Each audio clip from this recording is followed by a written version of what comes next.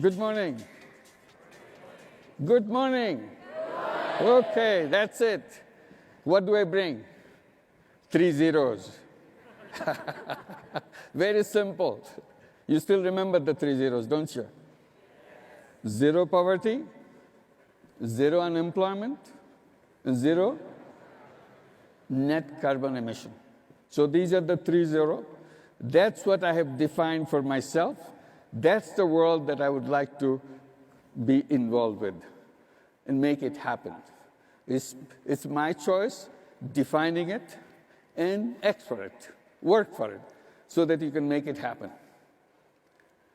And probably you will have your zeros too, whichever way you define, but you have to define something. This is the kind of world that I want. This is your choice. You don't have to consult to make a decision. Of course, you need advice, you need consultation, but decision is yours. Create that world that you want. Well, defining something is imagination. You can do it. It's a very exciting experience, but at the same time, it's easier part of the whole job. Then you have to make it work, make it happen. How do you make it happen? How do you make zero poverty make it happen? How do you make zero unemployment make it happen?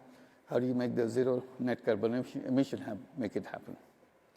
And I mentioned something that we are struggling against a very powerful wave of wealth concentration. So when all the wealth is sucked in one direction, and then you want to create a world with zero poverty and etc., that makes it extra difficult how to make it happen. You must have heard many times our goal is something globally, we say that repeatedly, that nobody to be left behind. That's a great goal, nobody to be left behind.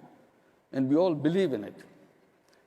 And I try to point out the system that we built around us and we participate in every day, it is a system which is designed to leave people behind. And that's what the wealth concentration is all about, keeping people behind.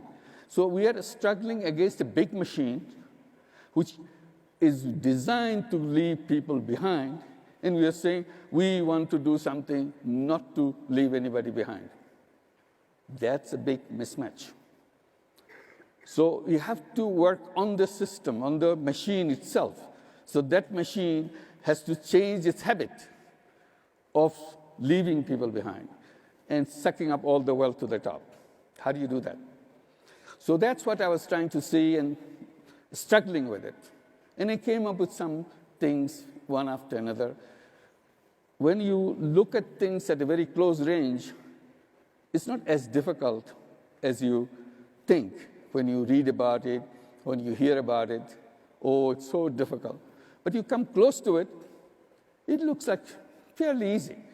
It's not as difficult. After all, we are dealing with human beings. It's not something they don't have any skill, they don't have any energy to participate in your effort. So that's what I was trying to see if I can make little efforts and do that. And I got excited. Yes, it works. And in the process, I created lots of such enterprises that I thought could be done to address those issues. Then I started seeing something which I never thought before. The system we built has a major flaw. I struggle with 2 major flaws, and that's what I wanted to share with you. Probably you may look into it yourself. One flaw is in the whole system, which we call a capitalist system. The basic assumption behind the whole system is every human being is driven by self-interest. This is part of the whole system. Every human being, you, me, and everybody, is driven by self-interest. And there is nothing else. So we keep on repeating that thing, self-interest-driven economy, and self-interest translates into greediness. It becomes extra greediness and everything else. Forget about everybody else. What struck me, this is a very narrow interpretation of a human being. Human beings are not about all selfishness. Human being is a combination, at least, of selfishness and selflessness. That selflessness is missed out. And why? The moment I introduce it, suddenly it looks like it's a completely different world. And that's the kind of thing I was doing without knowing what I was doing, creating business to solve problem without any intention of making money for myself. So what did I do? I dismissed one basic feature of the capitalist system, making money, making profit. I dismissed it in my work and created business to solve problem, not create a business to make money for myself. So that is a departure I saw. And then I raised a lot of debate about it. People start arguing against it. So I tried to give it a name so that people understand what I say. I call it social business. And define it by saying it's a non-dividend company to solve human problems. It's a company, it's a business. We sell a service or sell a product just like any business does, but for a purpose different from the other kind of business. The purpose is very clear. We want to solve people's problem. Suddenly people question that because they cannot imagine how a person who is supposed to be self-interest-driven person, personal interest-driven person, can do something for interest of other people. I said, because every person has that aspect too. So any human being can do both kinds of business.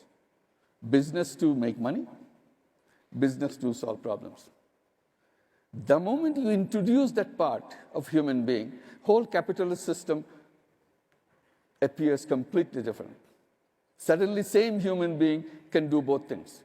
It's up your choice. How much of you do this, how much of you do of the social business. Why social business is important in the context of what I said about the wealth concentration? It's important. The moment you come into social business, there is no sucking the wealth to the top because nobody's taking any money from it as a profit. So all social business works against the concentration because if I don't take any money, there's no question of me getting wealthier and wealthier.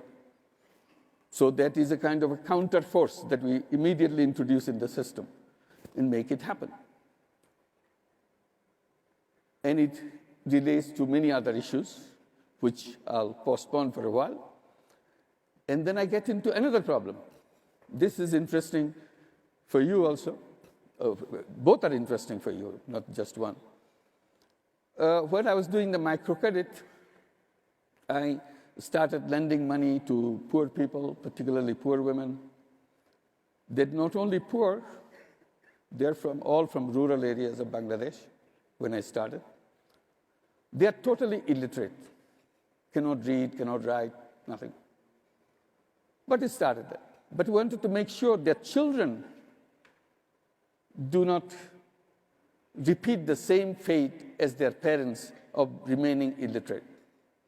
So we make all our efforts through our institution, which we call Grameen Bank, to make sure all the children of Grameen families go to school and continue in this education system. We gave them scholarships, we gave them education loans, and so on.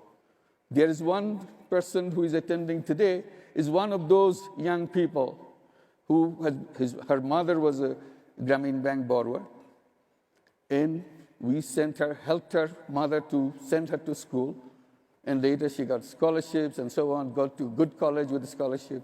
Then she got a scholarship to go abroad in the United States. She got her degree in the United States. Today she is appearing here. Can you please stand up?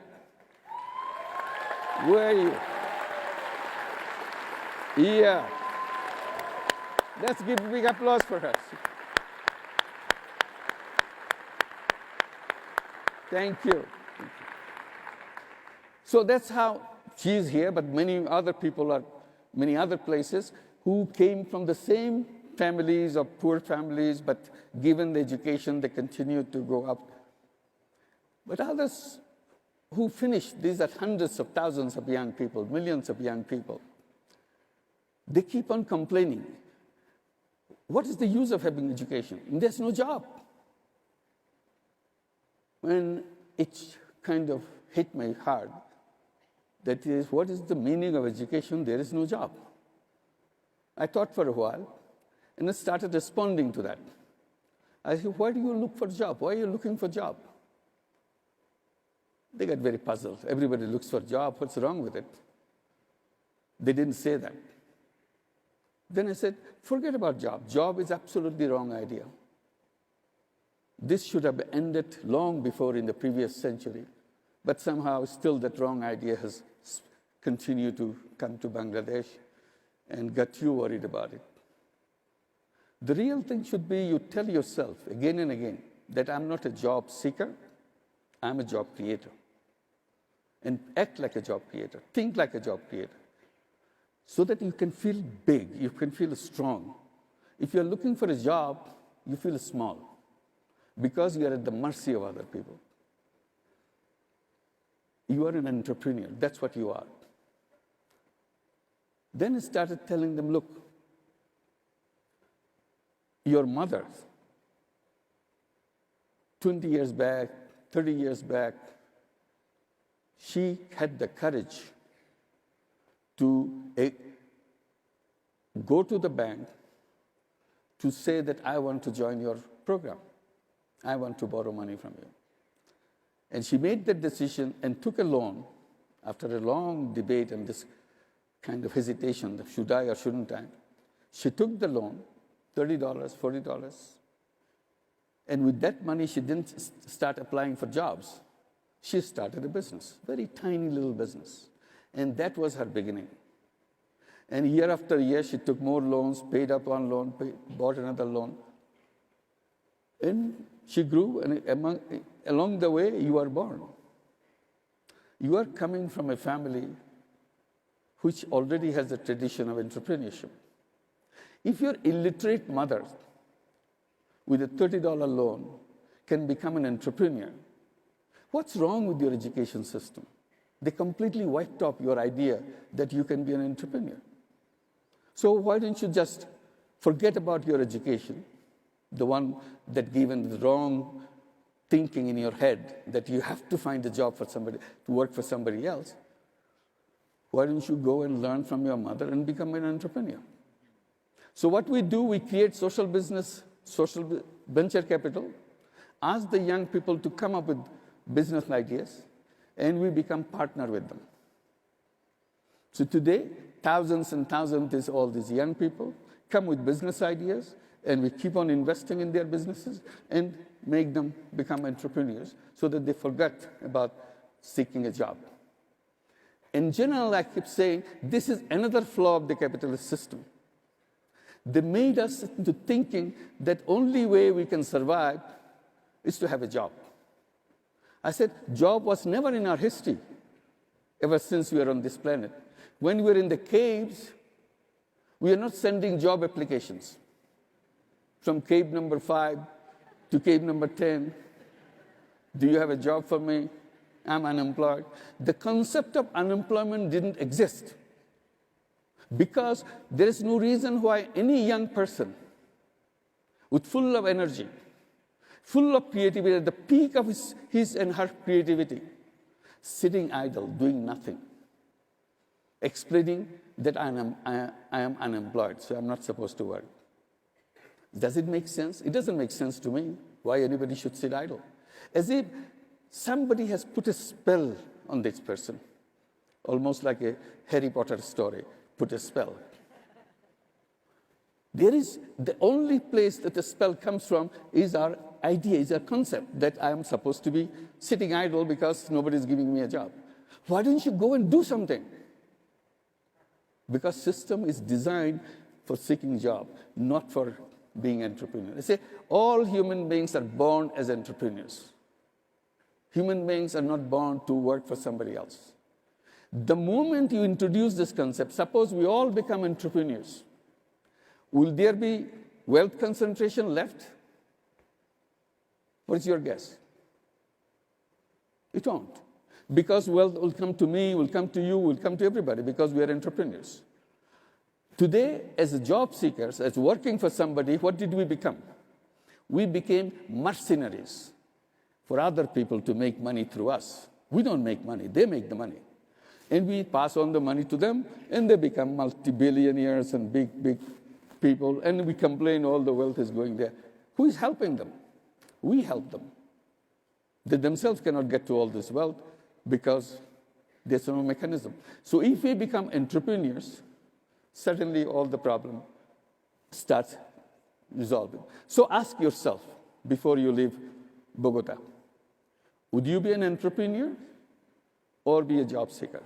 Tell your friends, tell your brothers and sisters that there are two options. You can be a job seeker or you can be an entrepreneur. And the moment you have these options, many will go for become entrepreneurs, provided we can create financial system to go with it. Once you get into it, financial system has to come around to support it so that you can go into it. So with 3 zeros, today it looks like impossible thing because the system that we created made it impossible. So as I was explaining, all impossibles has to become possible. That's what the human beings are all about. That's what you are all about, making impossible possible. Don't settle for little things. Go for big things because you are created for big things. Don't compromise yourself. Thank you very much. Thank you.